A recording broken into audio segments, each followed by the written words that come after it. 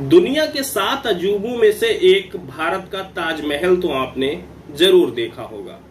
यदि नहीं देखा तो उसके बारे में सुना होगा।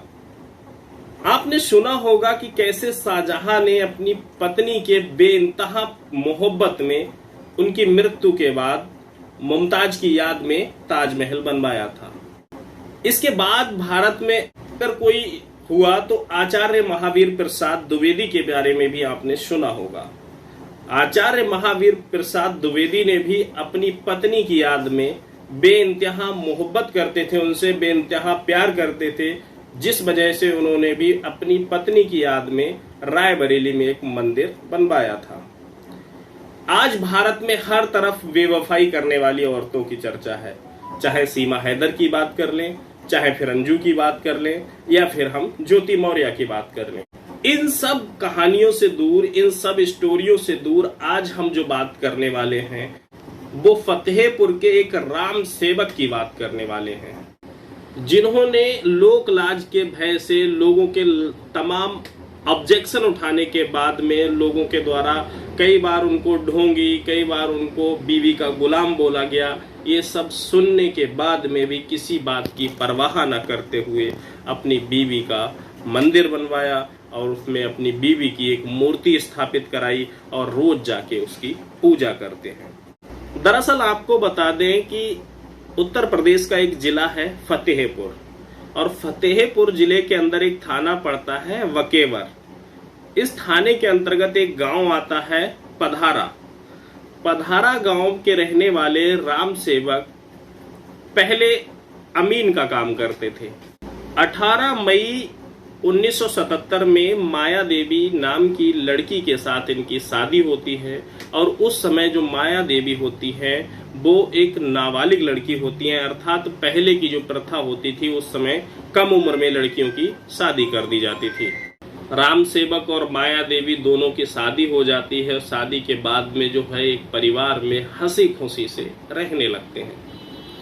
दोनों में इतना प्रेम होता है कि पति को पत्नी के द्वारा कोई भी काम नहीं करने दिया जाता है। जो भी काम होती है पत्नी उसे स्वयं करती है और पति से कहती है जब तक मैं जीवित हूँ तब तक ये आपको करने की आवश्यकता नहीं है।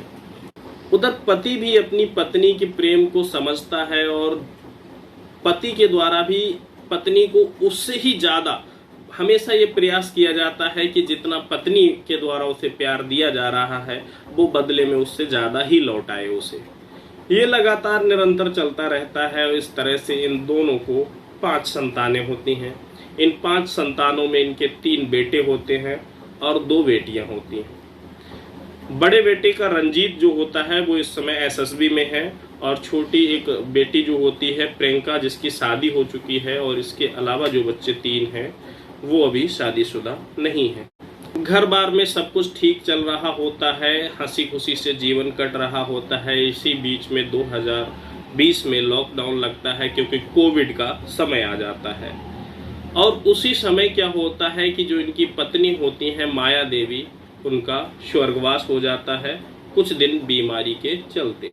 उधर पति जो होते हैं वो भी अपनी अमीन के नौकरी से रिटायर्ड हो चुके होते हैं। पत्नी की अब उनको जो कमी है वो खलने लगती है, क्योंकि पति पत्नी में अथाह प्रेम था और वो एक दूसरे के बिना जीने की कल्पना भी नहीं करते थे। दूसरी तरफ उधर राम सेवक भी अपनी पत्नी के वियोग में हमेशा उसको याद करते हैं और जिसके लिए वह चिंतित रहते हैं। उनके चेहरे पे साफ दिखता है कि कहीं ना कहीं पत्नी के जाने के बाद में अब ये बहुत ही ज्यादा चिंतित रहते हैं, अर्थात उनकी कमी को महसूस करते हैं।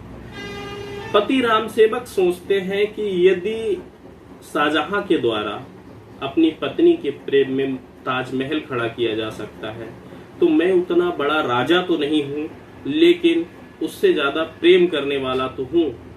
अब अगर उनके द्वारा जब इतना बड़ा ताजमहल बनवा दिया गया तो मैं अपनी पत्नी का एक छोटा सा मंदिर ही सही पर उसे बनाऊंगा, ताकि इसके बाद में जो है मुझे पत्नी की कमी महसूस ना हो।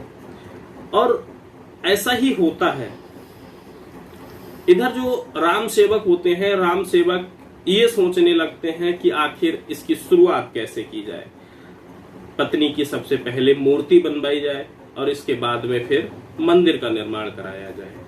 पत्नी की मूर्ति को बनवाने के लिए सबसे पहले राम सेवक क्या करते हैं कि उनके कई फोटो लेते हैं और फोटो लेने के बाद में कई जगह संपर्क करते हैं और संपर्क करने के बाद में फिर जब जगह जगह कहीं न कहीं उनको हताशा सामने आती है, अर्थात मना कर दिया जाता है कि इस तरह का हमारे द्वारा मूर्ति नहीं बनाई जा सकी, तो इसके बाद में वह क्या करते हैं कि मकराना जाते हैं।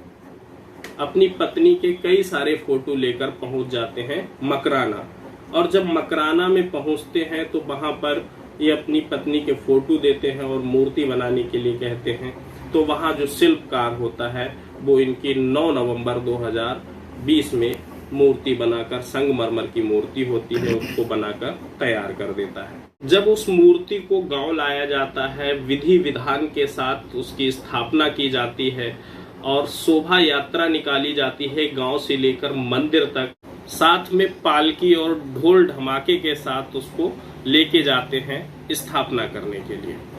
ये सब देखकर जो गांव वाले होते हैं वो राम सेवक को कोई तो बीबी का गुलाम कहता है, कोई उसको ढोंगी बोलता है और तो कोई उसको ताने देने लगता है। इस तरह गांव वालों के द्वारा आसपास के लोग जो होते हैं वो राम सेवक पर तंज कसते हैं, लेकिन राम सेवक जो होते हैं वो अपनी पत्नी के प्रेम में पूरी तरह से बसीभूत होते हैं और उनको जो उनकी कमी खल रही होती है उसे पूरा करने के लिए वो किसी की नहीं सुनते हैं, अर्थात जो भी गांव वाले कहते हैं उसको अनदेखा कर देते हैं, उसको अनसुना कर देते हैं और अपने काम में मग्न रहते हैं। विधि विधान से उनकी पत्नी की मूर्ति की स्थापना कर दी जाती है और इसके कुछ समय के बाद उस पे मंदिर बना दिया जाता है। आज राम सेवक उसी मंदिर में स्वयं भी रहते हैं और रोज प्रतिदिन, जैसा कि आप फोटो में देख रहे हैं, वो सुबह और शाम उनकी पूजा करते हैं। इसके बाद राम सेवक से जब मीडिया कर्मी इस बारे में बात करते हैं तो पहले तो मैं आपको बता दूं कि जैसे ही उनकी पत्नी का नाम आता है तो राम सेवक भावुक हो जाते हैं और उनके पलों को याद करके रोने लगते हैं।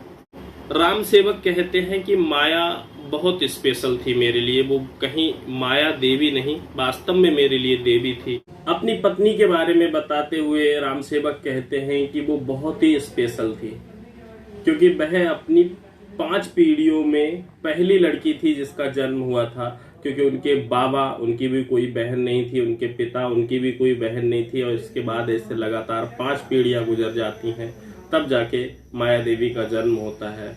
और एक स्पेशल बात थी कि उसका 18 मई को ही जन्म हुआ था, 18 मई को ही उसकी शादी हुई थी और 18 मई 2020 को ही उसका स्वर्गवास हो गया था। दोस्तों, इस तरह राम सेवक और माया देवी का जो प्रेम होता है वो उसकी चर्चा आज पूरे फतेहपुर में हो रही है। उन दोनों की एक दूसरे के प्रति बलिदान की, एक दूसरे के प्रति जो प्यार था उसकी चर्चा पूरे फतेहपुर में हो रही है। आप इस प्रेम संबंध के बारे में, पति पत्नी के प्रेम के बारे में क्या समझते हैं? अपनी राय मुझे कमेंट सेक्शन में जरूर दीजिएगा। हालांकि मैं इतना जरूर कहना चाहूंगा कि आज हर पत्नी की इच्छा होती है कि उसको इतना प्यार करने वाला पति मिले, और हर पति की भी ऐसी इच्छा होती है कि उसको इतना ही प्यार और साथ देने वाली पत्नी मिले। आपने अपना कीमती समय दिया, खबर को पूरा देखा, उसके लिए आपका दिल से धन्यवाद। आशा करता हूं आपका सब्सक्राइबर के रूप में हमें सहयोग मिलेगा, जिससे जल्द ही हमारा परिवार यूट्यूब परिवार पर बड़ा परिवार बनेगा। जय हिंद।